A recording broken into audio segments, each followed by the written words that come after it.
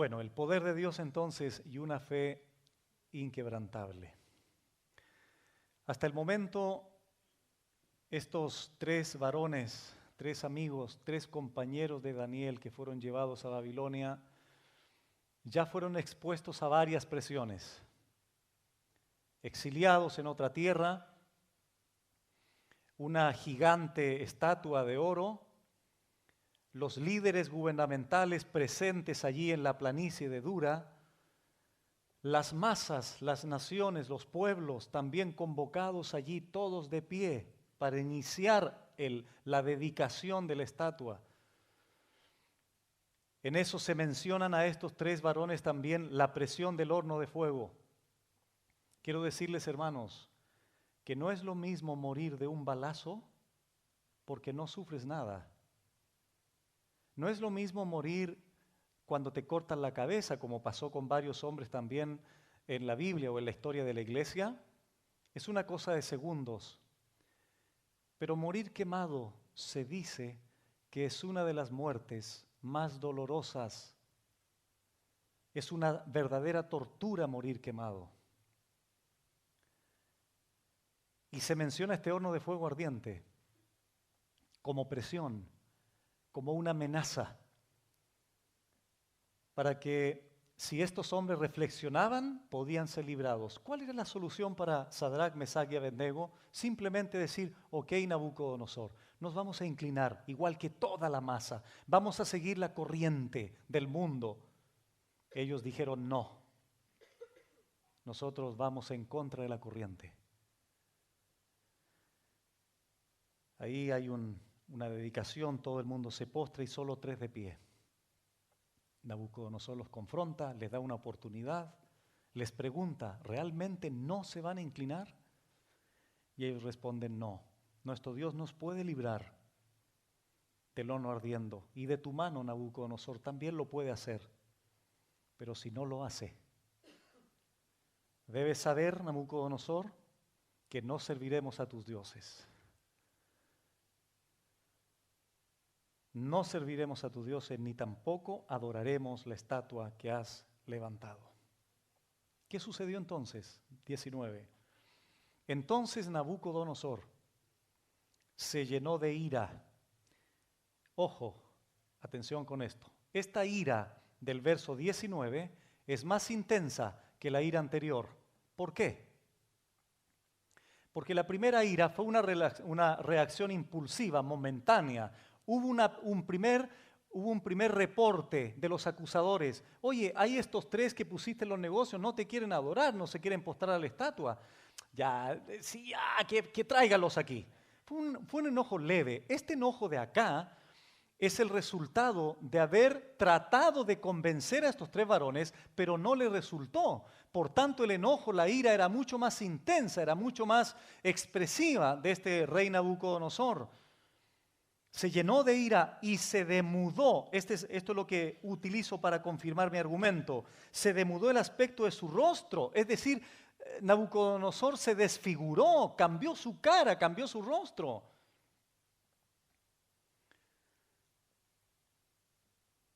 Contra estos tres varones, Sadrach, Mesach y Abednego,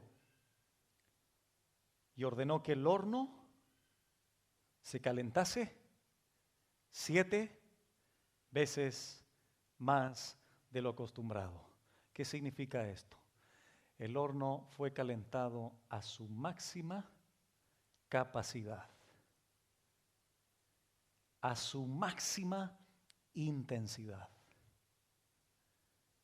¿Lo podemos mencionar esto como una nueva presión y más fuerte y más intensa? Claro que sí.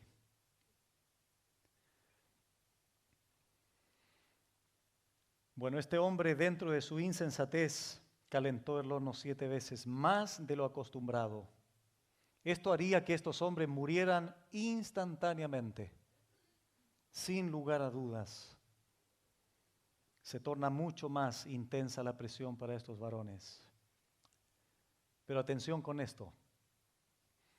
Cuanto más intenso y caliente era el fuego, más impresionante sería el milagro que estaba a punto de suceder.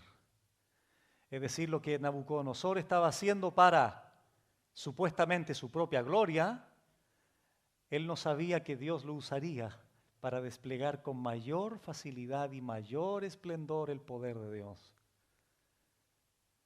Así es Dios, usa la necedad del hombre para llevar a cabo su propósito. La meta por excelencia siempre de todo lo que Dios hace es su propia gloria. Versículo 20-21. Y mandó, era bueno para mandar este rey, primero mandó, hizo un decreto, ahora mandó a hombres muy vigorosos. Atención con eso. ¿Cómo eran los hombres? Muy vigorosos. Líderes de un ejército. O sea, si quieren tener un retrato de estos hombres altos, fornidos, es cosa que miren al pastor. Y mandó a hombres muy vigorosos que tenía en su ejército, que atasen, eso es importante también, hay una atadura aquí, que atasen a Sadrach, Mesac y Abednego para echarlos en el horno de fuego ardiendo. Entonces estos varones fueron atados con sus mantos, sus calzas, sus turbantes y sus vestidos y fueron echados dentro del horno de fuego ardiendo. En el momento en que estos tres varones estaban siendo atados, podrían haber dicho, ok, nos rendimos, cedemos, no más presiones, dile a Nabucodonosor que nos vamos a postrar a la estatua. Nabucodonosor usa a estos hombres vigorosos y estos hombres atan a Sadrach, Mesac y Abednego como verdaderas víctimas, pero víctimas de una fe que no se quebranta con cualquier cosa, sin ninguna defensa de parte de ellos.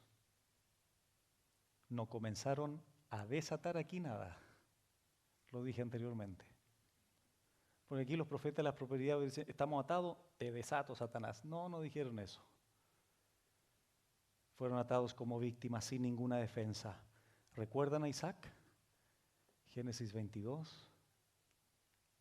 Atado también. No hizo defensa alguna. ¿Se acuerdan de Cristo en la cruz? Amarrado a la cruz, clavado a la cruz, sin defensa alguna. ¿Se acuerdan de los apóstoles? ¿Se acuerdan de Pedro, Juan, Hechos 2, Hechos 3, Hechos 4, cuando comienza la persecución masiva de la iglesia naciente? El apóstol Pablo, rodeado de soldados, sin defensa alguna. ¿Qué significa eso?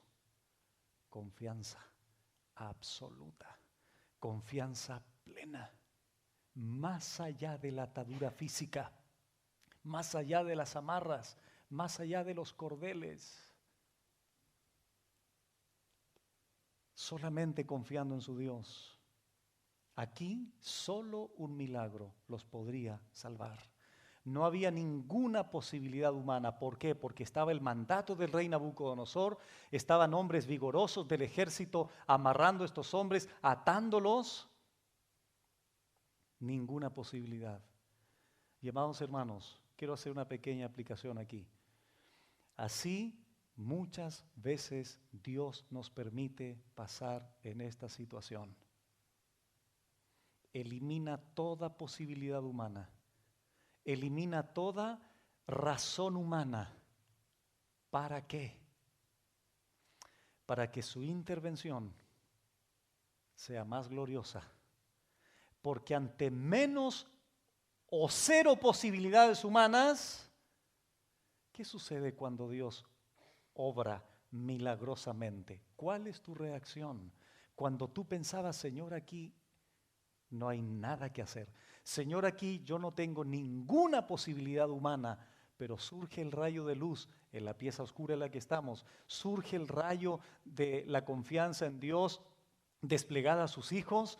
No hay ninguna posibilidad, atados estamos, no podemos hacer nada, pensar nada. Señor, ¿será que tú puedes hacer algo en nosotros? ¿Se han visto en esa circunstancia alguna vez? de manera personal, en el matrimonio, temas económicos, problemas, en el ministerio, ¿para qué decirlo? Ninguna posibilidad. Estad quietos, simplemente debemos entender. Estad quietos, como se le dijo al pueblo de Israel, cuando por atrás tenían a los egipcios y al frente tenían al Mar Rojo. Si se quedaban ahí, los egipcios los mataban. Si se metían al mar, se ahogaban. Moisés, clama por favor a tu Dios. Dios, ¿qué hacemos ahora? Moisés, estira tu vara. Pero antes de eso, ¿qué les dice Dios? Estad quietos y ved, comprueben lo que voy a hacer. Jamás se le pasó por la mente que Dios le abriría el Mar Rojo, y así, o el Mar de Juncos, y así es con nosotros. Esto mismo sucedió con estos hombres. No había posibilidad alguna, humanamente hablando, de que fuesen salvos. Versículo 22.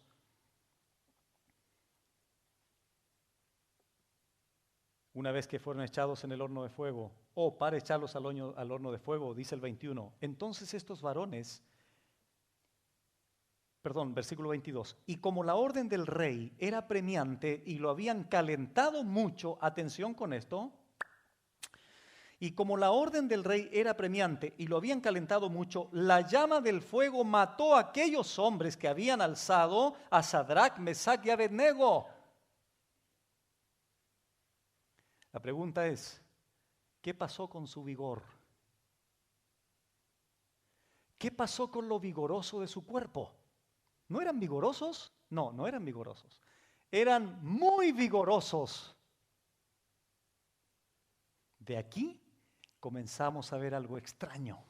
Aquí comenzamos a discernir, a entender, a comprobar un trato diferente de parte de Dios.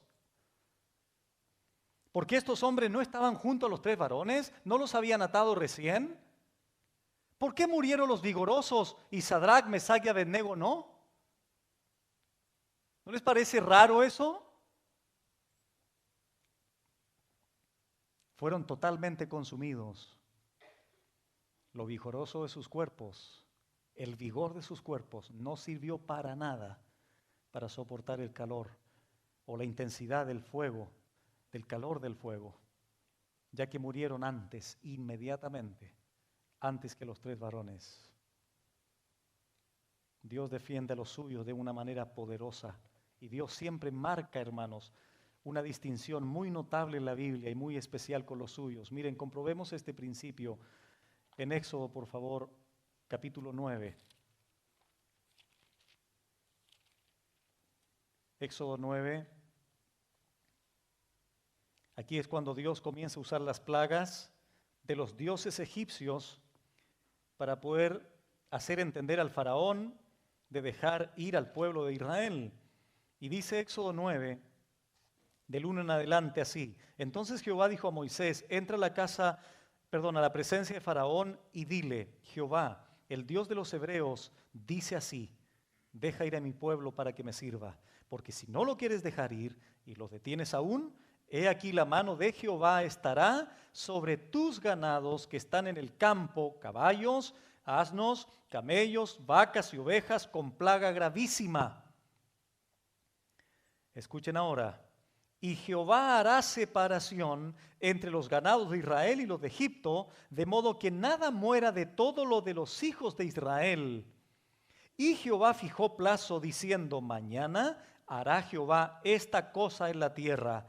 Al día siguiente, Jehová hizo aquello y murió todo el ganado de Egipto, mas del ganado de los hijos de Israel no murió uno.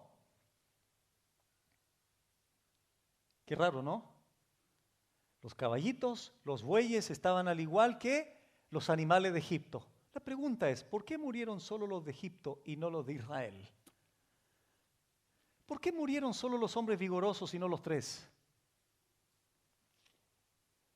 Versículo 24 del mismo capítulo 9 de Éxodo. Hubo pues granizo, esta es la plaga del granizo, hubo pues granizo y fuego mezclado con el granizo, tan grande, cual nunca hubo en toda la tierra de Egipto desde que fue habitada. Y aquel granizo hirió en toda la tierra de Egipto todo lo que estaba en el campo, así hombres como bestias. Asimismo destrozó el granizo toda la hierba del campo y desgajó todos los árboles del país. 26. Solamente en la tierra de Gosén, donde estaban los hijos de Israel, no hubo granizo. Qué extraño esto. Imagínate aquí, dividimos este auditorio. De aquí para acá, creyentes del Señor. No, aquí tienen más cara de incrédulos, o ahí, no sé, pero por algún lado. Aquí los creyentes y allá los incrédulos. Está lloviendo, ¿y por qué llueve ahí nomás? Qué raro. ¿Por qué caen granizos aquí y este sector de acá no? ¿Por qué la plaga es solo para acá y no para allá? ¿Por qué el granizo es solo allá y no acá? Ese principio observamos en Daniel 3. Miren ahora el capítulo 10, Éxodo 10, 21 al 23. Esto es impresionante, hermanos. 10, 21. Jehová dijo a Moisés: extiende tu mano hacia el cielo para que haya tinieblas sobre la tierra de Egipto, tanto que cualquiera las palpe. Y extendió Moisés su mano hacia el cielo y hubo densas tinieblas sobre toda, escuchen, sobre toda la tierra de Egipto por 3 días. Ninguno de los egipcios vio a su prójimo por la densidad de las tinieblas, ni nadie se levantó de su lugar en 3 días. Mas todos los hijos de Israel tenían luz en sus habitaciones. El poder de Dios. Por último, capítulo 11, Éxodo, verso 7. Pero contra todos los hijos de Israel, desde el hombre hasta la bestia, ni un perro moverá su lengua, para que sepáis que Jehová hace diferencia entre los egipcios y los israelitas. Dios nos está demostrando en Daniel 3 que Él hace diferencia entre los del imperio babilónico y los 3 hijos de Dios, los 3 varones de Dios, Sadrach, Mesach y Abednego. De hecho, en Daniel 6, 24 se menciona, todos estos que querían echar en el foso de los leones a Daniel, ¿qué sucedió? Ellos y sus familias fueron echados al foso de los leones. Quiero que comiences a comprender que así es Dios con nosotros. Así es Dios con nosotros, su trato con nosotros. Estás en el contexto laboral, 29 incrédulos, un creyente tú. La gracia de Dios está sobre ti y eso alcanza a los demás. Pero porque hay una distinción, hay una diferencia, hay una separación. Cuando Dios tiene un propósito con sus hijos, repito, siempre marcará una diferencia y una protección notable y especial en la Biblia. Regresamos a Daniel 3.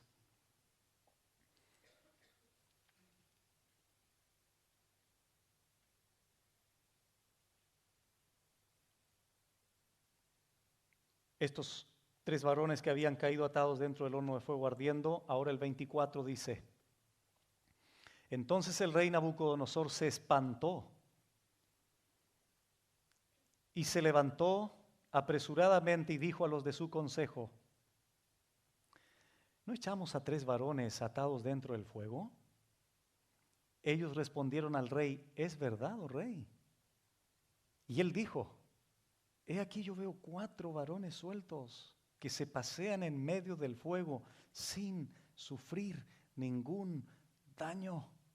Y el aspecto del cuarto es semejante a hijo de los dioses.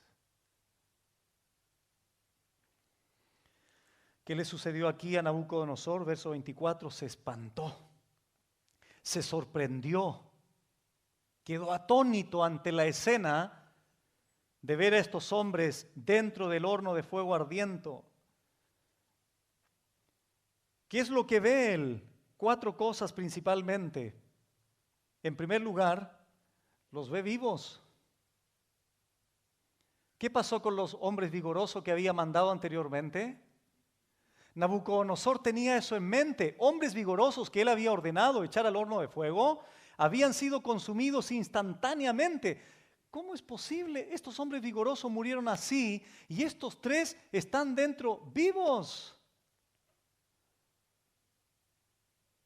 Segundo lugar, los ve desatados. Qué interesante, ¿no? ¿Cómo fueron echados al horno? Atados. En tercer lugar, ¿cuántas personas ve?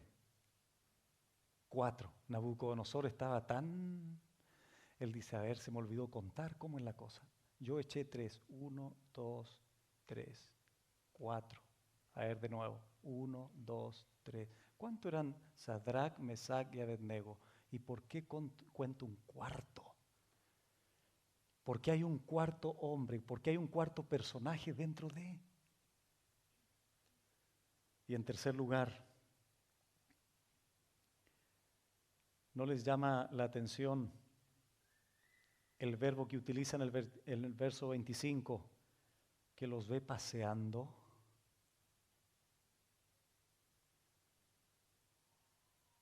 Paseándose.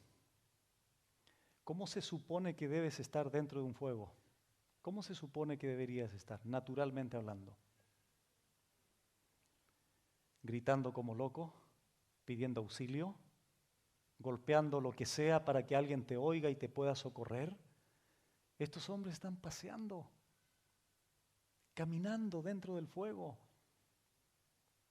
No estaban desesperados, estaban tranquilos, por una razón muy sencilla. Por una razón muy sencilla. Porque Dios estaba allí. Punto. No hay más explicación. ¿Por qué paseaban? ¿Por qué estaban quietos? ¿Por qué estaban caminando, paseando, confiados? Porque Dios estaba allí. Una de las cosas que tenemos que aprender a comprender los creyentes es, o no es, mejor dicho, que pasemos o no pasemos por problemas, que pasemos o no pasemos por situaciones difíciles, materiales, económicas. Lo que realmente debe de importar a un creyente es aprender a confiar que Dios estará ahí. Eso marcará la diferencia en todo lo que podamos nosotros experimentar en la vida de fe que Dios nos ha puesto aquí para que vivamos temporalmente. El que anda en valle de sombra no temerá mal alguno. ¿Por qué? Porque yo estaré con él. Salmo 23. El ángel de Jehová acampa alrededor de quienes, de los que le temen y los defiende. Salmo 34. El que habita el abrigo del Altísimo morará bajo la sombra del Omnipotente. Diré yo a Jehová, esperanza mía y castillo mío. ¿En quién confiaré? Salmo 91. ¿Y qué pasó con las ataduras? Dios sutilmente, poderosamente, solo quemó las ataduras. Interesante, ¿no? Las ataduras enfrentadas por el poder de Dios finalmente se traducen en libertad. El fuego físico no pudo con ellos, porque ellos tenían otro fuego interior, el fuego de la pasión por Dios. El fuego de la pasión es algo similar a lo de Jeremías. ¿Se acuerdan cuando Jeremías fue perseguido, no lo iban a escuchar, etcétera? Y Jeremías estaba confundido, pero había, él dice, un fuego dentro de mí que ardía. aunque eso lo dice en otro contexto, es la idea que quiero rescatar de allí. El fuego que estaba encendiendo sus corazones era más poderoso que el fuego físico donde estaban ellos metidos en ese horno. Versículo 26. Entonces Nabucodonosor se acercó a la puerta del horno de fuego ardiendo y dijo: Sadrach, Mesach y Abednego, siervos del Dios Altísimo, salid y venid. Entonces Sadrach, Mesach y Abednego salieron de en medio del fuego. Nabucodonosor, ¿cómo les llama a estos hombres? Siervos del Dios Altísimo. Aquí te está quedando clarito, Nabucodonosor. ¿Quién los va a librar de la mano de Nabucodonosor? Aquí te está quedando claro, Nabucodonosor. Ese es el Dios que los iba a librar. El Dios Altísimo, el Dios de Israel, el Dios de Abraham, de Isaac, de Jacob. Qué testimonio más impactante, hermanos, estos tres varones para la experiencia de Nabucodonosor. No le quedó más opción a Nabucodonosor que expresar esas palabras: bendito el Dios Altísimo. Esta fe inquebrantable de estos tres varones estaba penetrando de una manera tan fuerte, tan poderosa la mente de Nabucodonosor, el corazón de Nabucodonosor, que no le quedaba más opción que reconocer a ese Dios Altísimo a los cuales estos tres varones servían, adoraban verdaderamente, y al único que se podían postrar, no a la estatua de oro que él había levantado. Versículo 27. Y se juntaron los sátrapas, los gobernadores, los capitanes, los consejeros del rey. ¿Con qué propósito? Para mirar, para observar, para contemplar a estos varones, como el fuego no había tenido poder alguno sobre sus cuerpos, número 1, número 2, ni aun el cabello de sus cabezas se había quemado, número 3, sus ropas estaban intactas, 4, y ni siquiera olor a fuego tenían. Se juntaron los sátrapas gobernadores. ¿Se acuerdan cómo iniciamos el capítulo 3? Y fueron convocados los sátrapas, magistrados, líderes, etc. Ahora, ¿qué pasó con la estatua de oro? Se olvidaron. ¿Qué estatua de oro? Ni que nada. Vamos a ver, aquí sí que hay gente digna de reconocimiento. Ya no nos importa nada la estatua de oro. Ahora queremos presenciar, queremos contemplar el ejemplo, el impacto del testimonio de estos hombres. Los mismos que se habían congregado para adorar una estatua de oro, ahora están al frente de estos hombres, contemplando el verdadero poder del verdadero Dios y la fe inquebrantable de estos hombres. ¿Qué les sorprendió a estos líderes gubernamentales? ¿Qué les sorprendió a estos líderes políticos? En primer lugar, que el fuego no había tenido poder alguno sobre sus cuerpos. Miren, vamos allí a Proverbios, por favor, capítulo 30. Proverbios 30.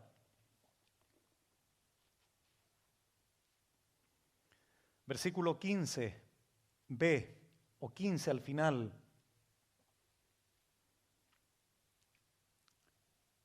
Proverbios 30, 15b y 16. Dice así: 3 cosas hay que nunca se sacian, aún la cuarta nunca dice basta. El Seol, la matriz estéril, la tierra que no se sacia de aguas y la que nos compete ahora, y el fuego que jamás dice basta. ¿Basta de qué? De quemar, de consumir. ¿Qué les llamó la atención a estos sátrapas, a estos líderes? Que el fuego no había hecho nada sobre sus cuerpos. Y resulta que observo aquí, Proverbios dice que el fuego jamás dice basta. ¿Qué sucedió aquí? Se los diré a continuación. Isaías 43. Isaías 43. Isaías escribió un siglo antes que Daniel. En el año 700 aproximadamente antes de Cristo, Isaías escribió y dice Isaías 43, verso 2, para contestar lo que había sucedido en Daniel 3, para contestarle a estos sátrapas, a estos líderes, a estos magistrados. Y dice Isaías 43, 2 y 3, cuando pases por las aguas, yo estaré contigo, y si por los ríos, no te anegarán. Cuando pases por el fuego, no te quemarás, ni la llama arderá en ti. Porque yo, Jehová, Dios tuyo, el Santo de Israel, soy tu Salvador. A Egipto he dado por tu rescate, a Etiopía y a Seba por ti. Lo que sucedió en Daniel 3 es el cumplimiento de la profecía bíblica de Isaías capítulo 43. Cuando pases por las aguas, yo estaré contigo. Pregúntale a Moisés. ¿Qué pasó en el Mar Rojo? En el Mar de Juncos se abrió. ¿Estuvo Dios ahí, sí o no, con él?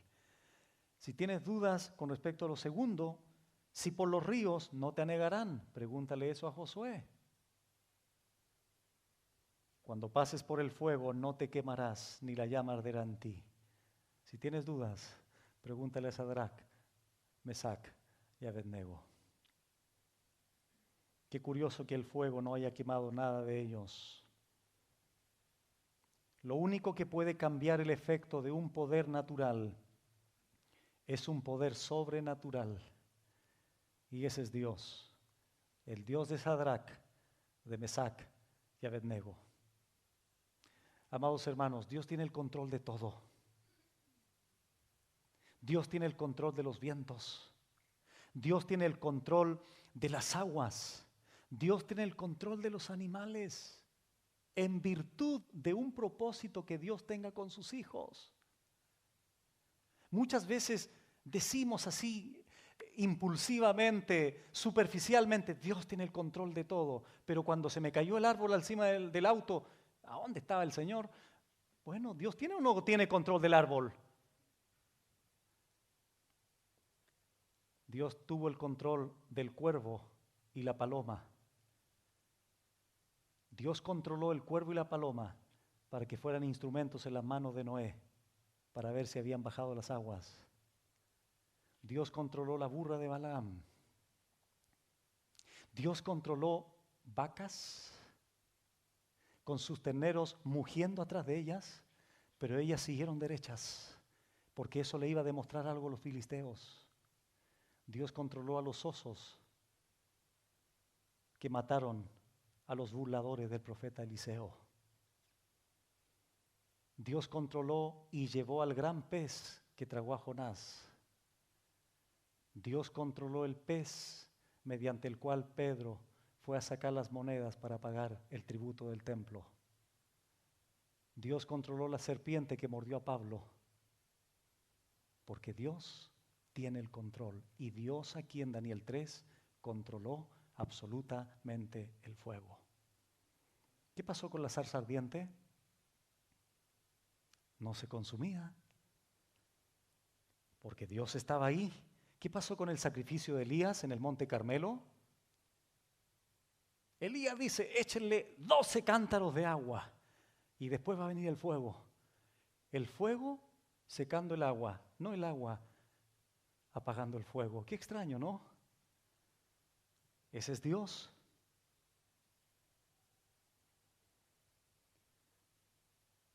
Lo natural, repito, es que el fuego los haya quemado vivos a estos hombres. Pero cuando Dios quiere llevar a cabo su propósito, aún el fuego se somete a Él.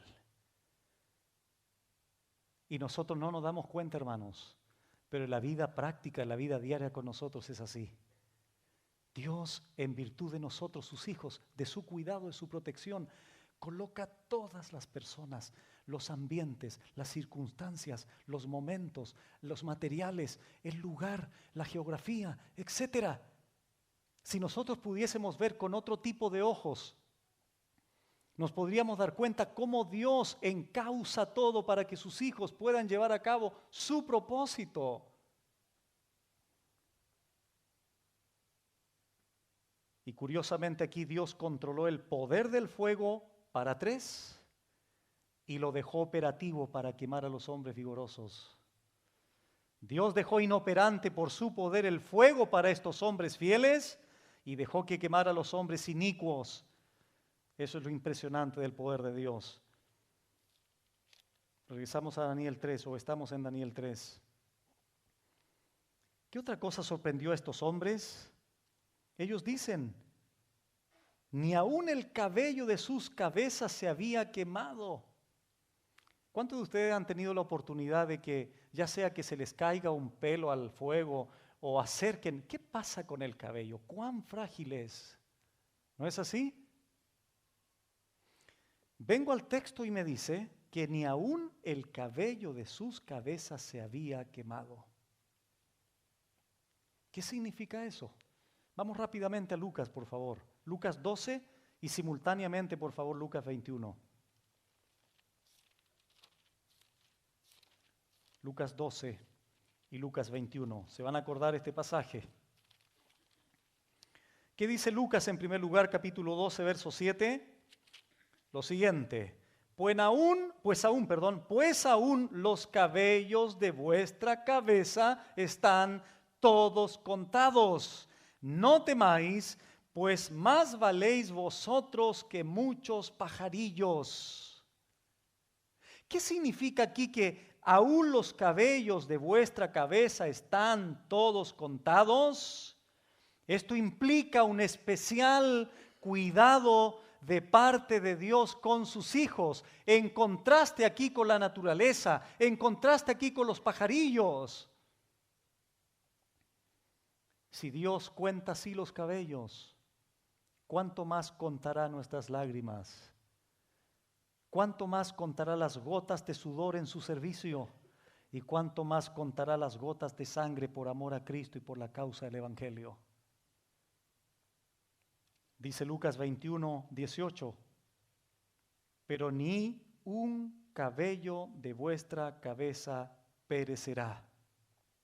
Es verdad que seréis aborrecidos de todos por causa de mi nombre. Es verdad que matarán a algunos, pero ni un cabello de vuestra cabeza perecerá. Esto expresa seguridad y protección de Dios, porque aunque seamos perseguidos, aborrecidos, ni a un pelo de nuestra cabeza va a perecer. ¿En qué sentido? Esto habla de una protección eterna, de una seguridad posterior a la vida física. Hay algo que trasciende más allá de.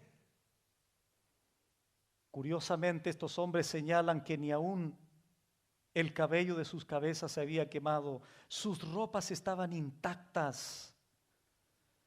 Sus ropas estaban intactas.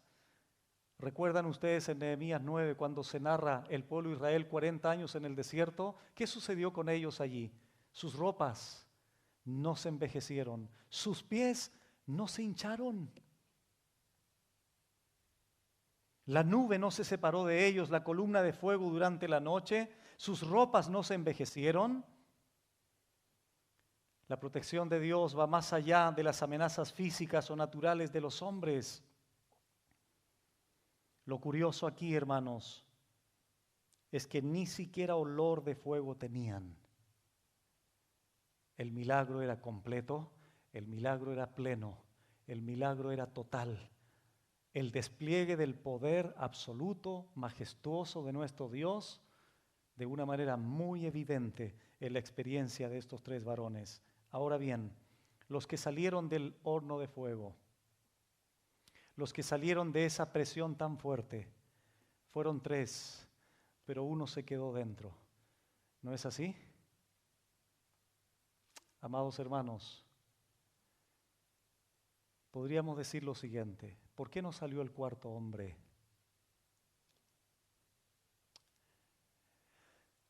Porque nos estará esperando la siguiente vez que nos meta en el horno de fuego. No hay solo una presión en la vida, hay una y salimos adelante. Mañana vendrá otro horno, a fin de mes vendrá otro horno, a fin de año tendremos otras presiones. Pero ¿cuál es el descanso del creyente? Ahí estará Él esperándonos. Ese es el gran descanso que nosotros tenemos. Muchas veces le pedimos al Señor, sácame de aquí. ¿Cuándo me sacará de este problema de matrimonio? ¿Cuándo me sacará de este problema con mi hijo? ¿Cuándo me sacará de este problema con mis hijos, con la iglesia? Y el Señor muchas veces dice, no te voy a sacar de ahí.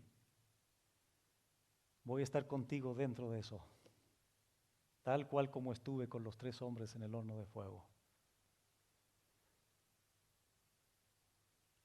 Dios no los libró del fuego, los libró en el fuego. Dios no los sacó del fuego, pero estuvo con ellos entre el fuego. ¿No será mejor decirle al Señor, Señor, si tú me quieres tener aquí, no me saques si no es necesario todavía? Tengo mucho que aprender, mucho que madurar. Mi fe todavía tiene que ser fortalecida. Pero lo único que quiero, Señor, es que tú estés conmigo. De la misma forma que estuviste con los 3 varones allí en el horno de fuego. Escuchen, hermanos, es mejor estar en el horno de fuego con Cristo que fuera del horno sin Él. Es mejor estar dentro del fuego con el Señor que fuera del horno sin su divina presencia. Es mejor estar en la prueba con Cristo que fuera de ella sin Él. Es mejor estar con Cristo en el fuego que en el mundo sin Él. A continuación, para ir terminando, verso 28. El reconocimiento, la meta de toda esta historia, la gloria del Señor, la magnificencia de nuestro Dios. Versículo 28. Entonces Nabucodonosor dijo, bendito sea el Dios de ellos, de Sadrac, Mesach y Abednego, que envió su ángel y libró a sus siervos. Y noten lo que destaca aquí Nabucodonosor, que confiaron en él y no cumplieron el edicto del rey y entregaron sus cuerpos antes que servir y adorar a otro Dios que su Dios. Este es el reconocimiento que Nabucodonosor hace. Bendito sea el Dios de ellos, dice él. Y él destaca que confiaron en Dios, que no cumplieron el edicto del rey y que entregaron sus cuerpos o estuvieron dispuestos a entregar sus cuerpos antes que servir y adorar a otro Dios que no fuera su propio Dios. Que dice Romanos 12:1, así que os ruego por las misericordias de Dios. Si quieres saber realmente lo que significa ese pasaje, ahí lo tienes con Sadrac, Mesach y Abednego. ¿Por qué? ¿Qué dice el texto? Que presentéis vuestros cuerpos en sacrificio vivo, santo y agradable, que es vuestro culto racional. Ahí tienes una ilustración perfecta de Romanos 12:1. Hombres que estuvieron a sacrificarse con su propia vida en un sacrificio a Dios, santo y agradable. Versículo 29. Por lo tanto, decreto que todo pueblo, nación o lengua que dijere, blasfemia contra el Dios de Sadrac, Mesach y Abednego, sea descuartizado y su casa convertida en muladar, por cuanto no hay Dios que pueda librar como este. Ya le quedó más que claro a Nabucodonosor. ¿Y qué Dios los puede librar de mi mano? Este Dios, pues necio Nabucodonosor, ese es el Dios que podría librar y ahora te lo ha comprobado a través de estos 3 hombres.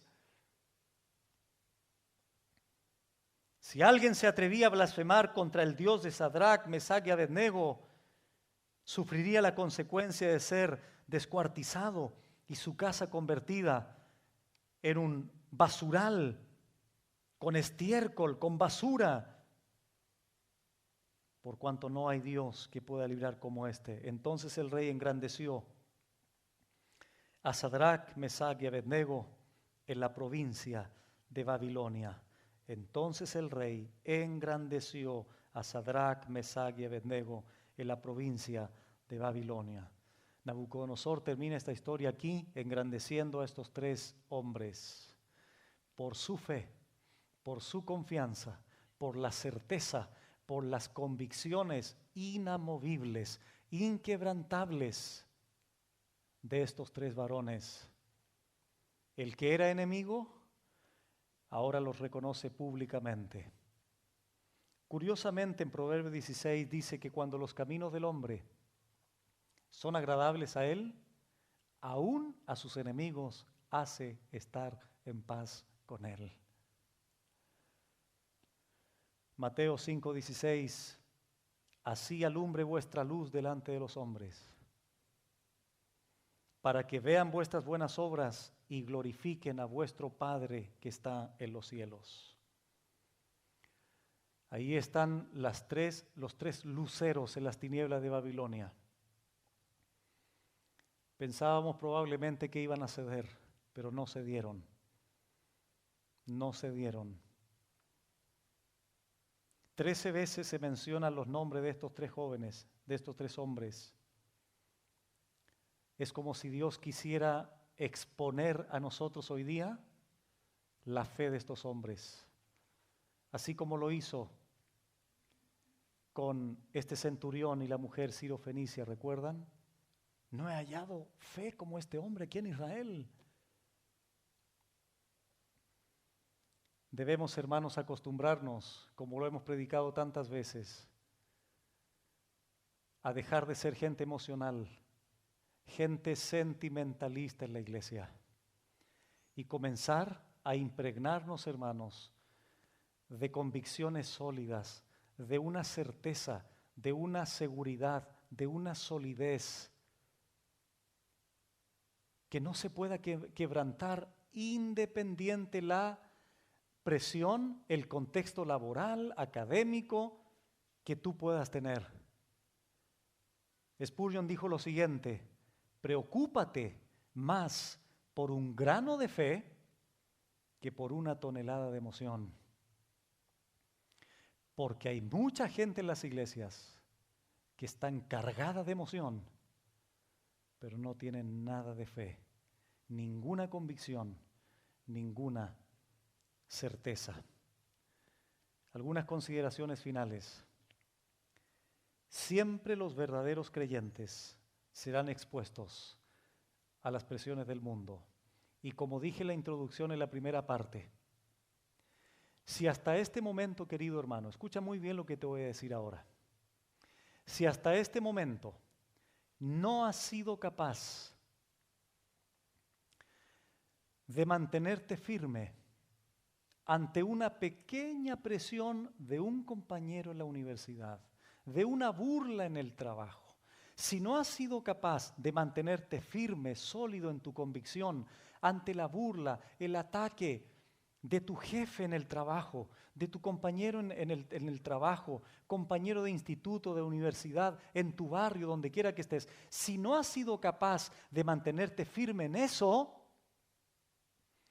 ¿tú crees que serás capaz de mantenerte firme cuando en un futuro Dios no lo permita, desde luego, pero si en su soberanía sí lo permite, se pueda legalizar en Chile todo esto que mencioné en la introducción? ¿Vas a ser capaz de decir, prefiero ir a la cárcel, pero no ceder en mis convicciones? ¿Tú crees que vas a ser capaz de eso? Si no eres fiel en lo poco, ¿podrás ser fiel en lo mayor? La respuesta es no. Por eso, ¿de qué manera tenemos que entrenar nuestras convicciones? Bueno, en círculos pequeños, en presiones pequeñas, en presiones mínimas. Porque cuando seas sólido allí, cuando estés firme allí, cuando estés seguro ante la presión, entonces podré ser fiel después, cuando haya mayor persecución social, política, gubernamental. Porque no olviden que toda esta inmoralidad, todas estas ramificaciones de la ideología de género están penetrando el gobierno para tener mayor poder e imponerse a la fuerza en la sociedad.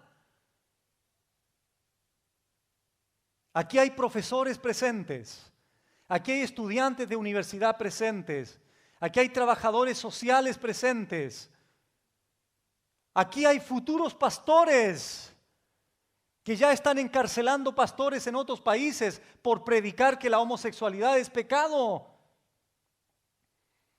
Amados profesores, amados estudiantes, amados padres de familia, amados trabajadores, no cedas, no se rindan, no nos rindamos. Futuros pastores, el ministerio se va a poner difícil cada vez más desde el punto de vista social, desde el punto de vista político, pero no cedamos, no nos rindamos ante Nabucodonosor, ante el gobierno, ante la estatua. ¿Está queriendo decir, pastor, que debemos estar dispuestos a la muerte? Así es, así es. ¿Está queriendo decir, pastor, que vamos a estar dispuestos o vamos a tener que estar dispuestos al horno de fuego ardiente 7 veces calentado más? Así es, así es. Por eso el Señor nos dice a través del apóstol Juan en Apocalipsis 2, sé fiel hasta la muerte. Sé fiel hasta la muerte y yo te daré la corona de la vida.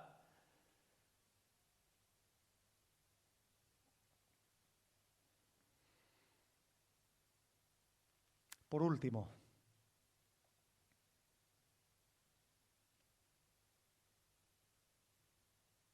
¿de dónde rescató Dios a estos 3 varones que confiaron en Él? De un horno de fuego, porque confiaron en Él. Fue una fe inquebrantable. Quiero dirigirme ahora a las personas incrédulas que no conocen al Señor y decirte lo siguiente. En un futuro habrá no un horno de fuego, habrá un infierno de fuego que arde con fuego y azufre. Y de la misma forma que Dios liberó a estos 3 hombres del horno de fuego, de la misma forma quiere liberarte a ti, no de un fuego temporal. El fuego de Nabucodonosor se apagó, el horno de fuego se acabó, pero hay un horno que arderá, que es el infierno por la eternidad. Dios quiere en esta tarde salvarte de eso. Dios quiere darte la oportunidad de librarte de eso. Pero si tú confías en Él, si tú te arrepientes de tus pecados, si tú crees en el glorioso evangelio del Señor, ¿por qué? Porque está establecido a los hombres en todo lugar que se arrepientan de sus pecados. Porque Dios estableció un día en el cual juzgará a todos los seres humanos, a los vivos y a los muertos. Si Dios fue poderoso para liberar a 3 hombres del fuego, también hoy día es poderoso para liberarte a ti del futuro fuego del infierno, que vendrá como juicio a todo pecador no arrepentido.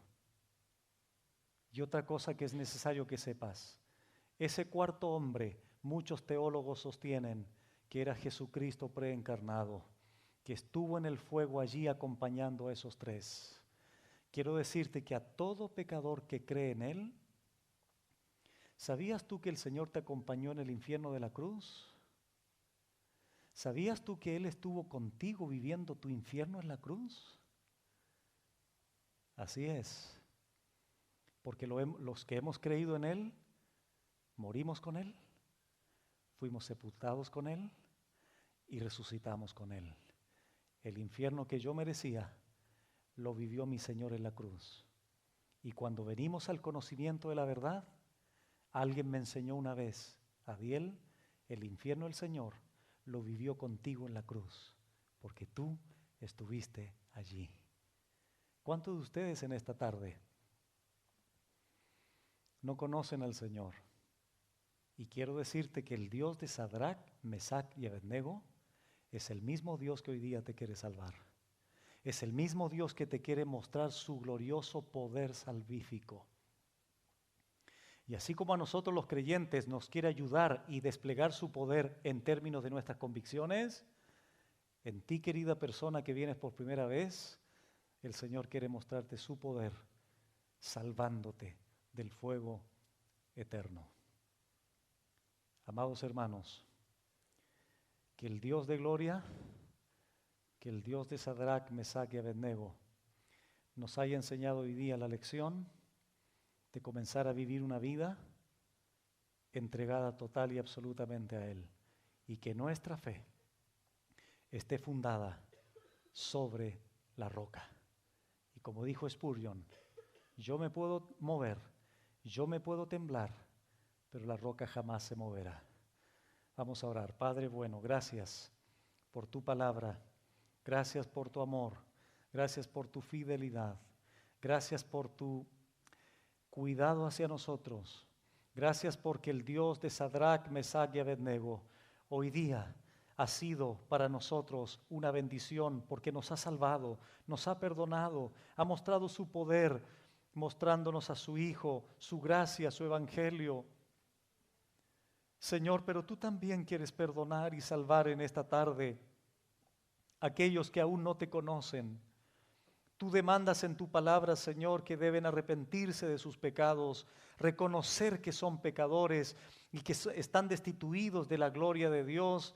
Pero tú, Señor, en tu gracia, en tu bondad, has provisto un sacrificio sustitutorio en la cruz.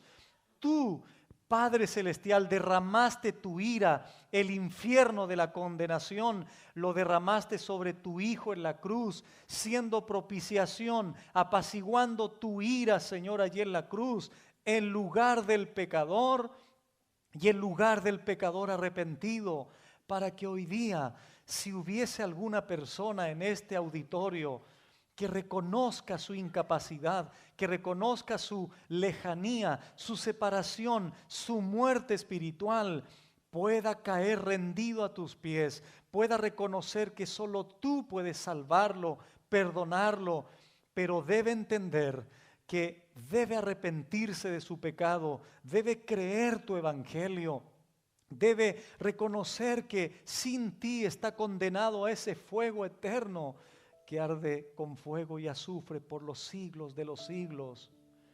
Dios de gracia, en esta tarde, Señor, por favor, perdona, salva más de alguien y que el pecador sentado aquí en esta silla, tu Espíritu Santo le pueda convencer de pecado, de justicia y de juicio. Y a nosotros, tus hijos, Señor, que por gracia nos has perdonado, por favor, que se haya cumplido el propósito de la enseñanza, habernos maravillado con tu poder y haber tomado conciencia real de que las convicciones en un creyente son vitales en el mundo en que estamos viviendo. Si no podemos ceder, si cedemos fácilmente ante cualquier presión, ante la más mínima presión, no seremos capaces de soportar las mayores pruebas, las mayores tentaciones que podrían venir del mundo exterior. Señor, por favor, confirma nuestra fe, consolida nuestra fe, que sea una verdadera certeza, una verdadera seguridad, que tengamos una solidez plena en tu palabra, para que nuestra fe sea inamovible, inquebrantable, y podamos solamente postrarnos ante el Dios soberano y eterno, el Padre de Jesucristo, nuestro buen y único Salvador personal. A ti la gloria, Señor, en Cristo Jesús. Amén.